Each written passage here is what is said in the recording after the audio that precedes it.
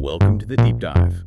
Today we're following that four-on-the-floor rhythm as it basically crossed oceans. We're tracking the really rapid worldwide spread of house music. Yeah. We're going to be analyzing how this sound, this underground thing born in Chicago, became a genuine global cultural force in, the late 80s and early 90s. We're moving beyond the birth and sort of into the adolescence of the genre, I guess.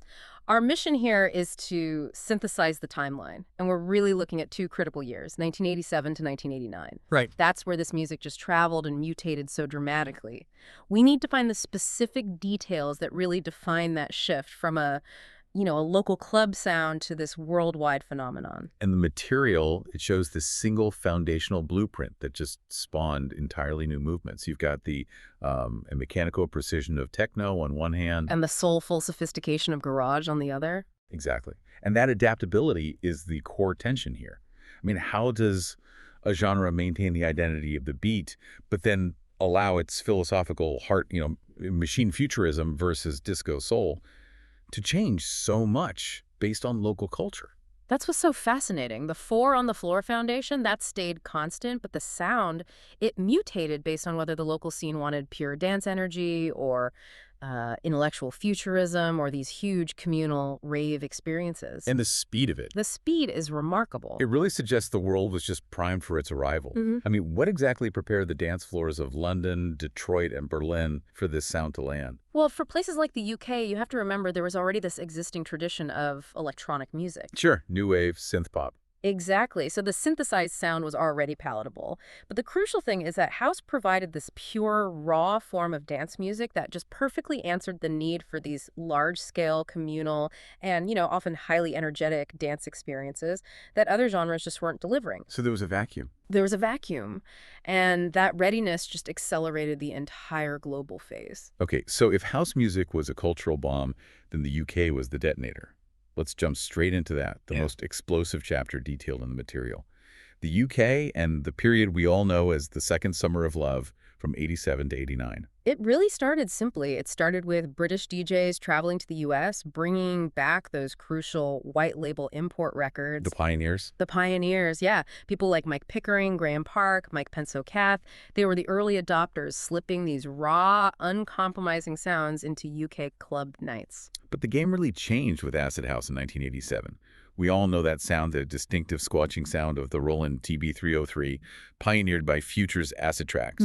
But why did that specific, highly artificial sound resonate so profoundly with the UK underground? I mean, it's arguably the most aggressive, maybe the least soulful version of house. I think it was because it was cheap, unexpected, and just visceral. The 303, you have to remember, it was actually designed to simulate a bass guitar. Right. It was a failure in that respect. A total failure. But when producers deliberately misused it and filtered the output, it created that anarchic, distorted squelch. It was the sound of chaos and freedom, and it was perfect for this burgeoning anti-establishment rave movement. And the mechanism for its spread was so important.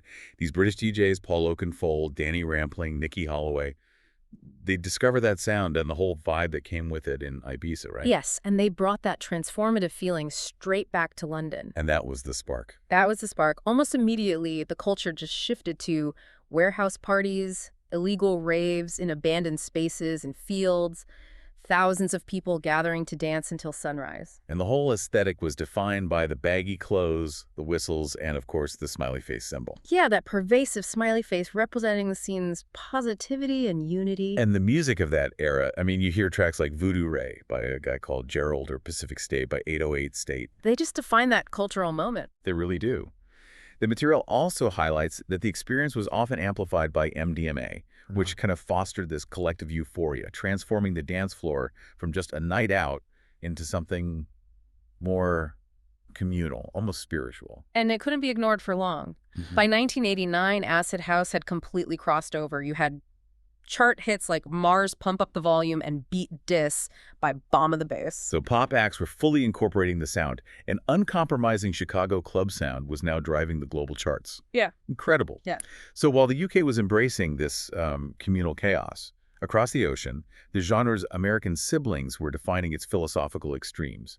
Let's transition to what was happening concurrently in Detroit and New York. Detroit techno and New York garage, siblings, not twins. Good way to put it. They both used four-on-the-floor rhythms and drum machines, but their inspirations were just worlds apart. The Detroit Pioneers, the Belleville Three, Juan Atkins, Derek May, Kevin Saunderson, they were looking away from disco history. They were looking toward machine futurism. Inspired by Kraftwerk.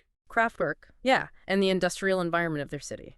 So, if Chicago house was rooted in gospel and disco soul, Detroit techno was minimal, mechanical, and abstract. Music for robots with souls. Right. It was an intellectual pursuit, really, focused on texture and rhythm over vocals and melody. It sort of rejected the emotional melodrama of disco. Precisely. It was intended to sound like the future. But hold on, how do we reconcile that often, austere machine aesthetic with the massive pop success of someone like Kevin Saunderson with Inner City? Yeah. I mean, tracks like Good Life and Big Fun were huge European hits. They were full of energy, powerful vocals. Wasn't that kind of a betrayal of the machine aesthetic? I think it was a brilliant and necessary bridge. Saunderson, more than the other two, he understood how to fuse the technical precision and futuristic rhythms of techno with that accessible, soulful house energy and vocals. So he made it palatable for a wider audience. He proved the sound could be both technologically complex and commercially viable, and that drove massive cross-pollination across the Atlantic. It's just amazing that one continent could birth sounds so rooted in human soul, Chicago and New York, and then pure industrial machinery in Detroit all at the same time. And while that's happening, a distinctly different mutation was occurring south in New York City, Garage House. And this sound was named, of course, after the legendary Paradise Garage. And its resident DJ, Larry Levan, who was just instrumental in perfecting this highly sophisticated approach to dance music. So what defined the New York garage sound, beyond just being from New York? Garage House was, well, it was luxuriously musical. It carried the maturity of disco, but it embraced the energy of house. Okay. It incorporated lusher arrangements, orchestral elements, complex dynamics. They often used live musicians in the studio. So it was a much slicker production. It's what house music sounds like when it grows up and embraces jazz and R&B professionals. And that sophistication, it put the diva vocals right at the front center. Oh, absolutely. Jocelyn Brown, Lolietta Holloway, Martha Wash. I mean, these weren't just samples for rhythm anymore. They were full performances, carrying powerful melodies and telling stories that demanded your attention. And you had defining artists like Masters at Work, Louis Vega, and Kenny Dope, who really codified this style, intricate, jazz-influenced percussion and just unashamed soulfulness. So New York basically influenced the entire future of deep house and soulful house, proving that house music could be highly emotional and intricate. Yes. Okay, so having seen the American siblings define the intellectual and soulful extremes, let's follow the signal back across the Atlantic and look at continental Europe. House music became locally flavored really quickly here. Very quickly. They often took the basic template and either stripped it down or seriously enhanced its melody. And Italy was arguably the most successful at making house immediately accessible. Oh, without a doubt. They defined piano house or dream house. And that's known for those massive, catchy, soaring piano riffs, lush vocals, and just instantly euphoric melodies. They prioritized melodic accessibility above everything else. I mean, you think of tracks like Black Box's Right on Time. Show Me Love by Robin S. Show Me Love. And of course, Robert Miles' pure melodic bliss track Children. Italian producers proved they could turn the four-on-the-floor beat into a universally loved radio song. Now, you contrast that entirely with Germany. A completely different story. Right. While Italy focused on immediate sunny melody Germany, especially in Frankfurt and Berlin, they gravitated toward hypnosis and speed. They were laying the foundations for the trance movement. So what differentiated the German approach from, Italian euphoria? German producers, people like Sven Väth and Jam and Spoon, they were seeking a deeper, more psychedelic experience. Okay. They sped up the tempo, they minimized the vocal presence, and they focused on these layered, repetitive synth patterns to create music designed for long, immersive journeys, not for immediate pop gratification. Their focus was rhythmic texture, not melody. And we have to mention France, even though their distinct sound, the French touch, came a bit later in the mid-90s. Of course. The French aesthetic, Daft Punk, Stardust, Cassius, Alan Braxe, that was all defined by filter disco. Right. They took classic American funk and disco records, sampled them heavily, and then processed those samples through these heavy low-pass filters. And it gave the sound this warm, nostalgic, but also futuristic feel that was instantly recognizable. Daft Punk's 1997 album Homework, I mean, that became the definitive international statement for that style. The genius, then, is really the template's flexibility. It was strong enough to maintain that driving beat, but it was adaptable enough to absorb all these regional philosophies. Whether it was the melodic bliss of Italy, the hypnotic journey of Germany, or the filtered funk of France. And that flexibility brings us right back to Ibiza. Yeah, which quickly became the emotional and really the spiritual home of the entire house music culture. How did a small Mediterranean island get that crucial title? I mean, what exactly is the Balearic style that made it so important to the genre's global spread? Balearic, which was perfected by DJ Alfredo Fiorito at the Club Amnesia, it wasn't about genre purity at all. It was this open-minded, eclectic mix of everything house, ambient, pop, rock-centered, entirely on the journey, and the collective vibe. So it taught DJs globally that the mood of the room mattered more than strict genre rules. That's the key takeaway. Balearic taught the UK DJs in 1987 that the vibe and the feeling were paramount, and they just imported that free-spirited communal approach straight back to London. And that's what sparked the rave culture we were just talking about. Absolutely. By the 90s, clubs like Pacha, Space, and DC-10 were pilgrimage sites. But while the underground was finding its temples, house music was also conquering the airwaves. Radio was the democratizing force. In Chicago, you had shows like the Hot Mix 5 on WBMX-FM. Yeah, with DJs like Farley Jackmaster Funk and Mickey Mix and Oliver. And they were bringing club mixes to the masses, in the cars and living rooms of the suburbs. And in the UK, the pirate radio stations like Kiss FM and Center Force, they were essential. They were broadcasting the acid house movement 24/7. So you didn't need to be in an illegal field rave to understand the culture. You just had to tune in. And the ultimate signal that the sound was truly pop, that came in early 1987.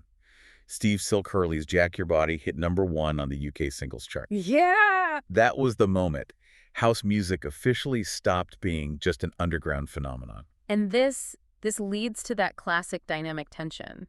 Mainstream adoption through acts like Technotronic and Black Box, it immediately led to concerns from purists, that the sound was being watered down. But rather than signaling the death of the genre, the material shows that this mainstream challenge was actually the engine for more creativity. Exactly. The underground, pushed by Detroit, refined by New York, transformed by Europe, it just constantly innovated to stay ahead of the commercial wave, ensuring the culture continually refreshed itself and became even deeper. So we've traced this monumental journey. Chicago's core rhythm just exploded into the communal euphoria of UK acid house. The mechanical precision of Detroit techno. The soulful intricacy of NY Garage, and the melodic accessibility of all those European styles. And the visual culture, the smiley face, the baggy clothes, the whistles, and of course the media moral panic, that became as globally recognizable as the music itself. What really stands out is that every single regional adaptation proved the genre could absorb such diverse influences: industrial decay, Mediterranean sun, disco history, while still maintaining that powerful, driving core. And the power of that movement was proven when the establishment tried to stop it. The music was so compelling that the culture survived, and it thrived, against direct legislative opposition. This ability to absorb and adapt while maintaining that core rhythm is why house music didn't just survive, it multiplied. And that multiplication, it leads us to the next chapter, the fracturing of the sound into infinite subgenres. But for now, here's a final provocative thought for you to explore on your own.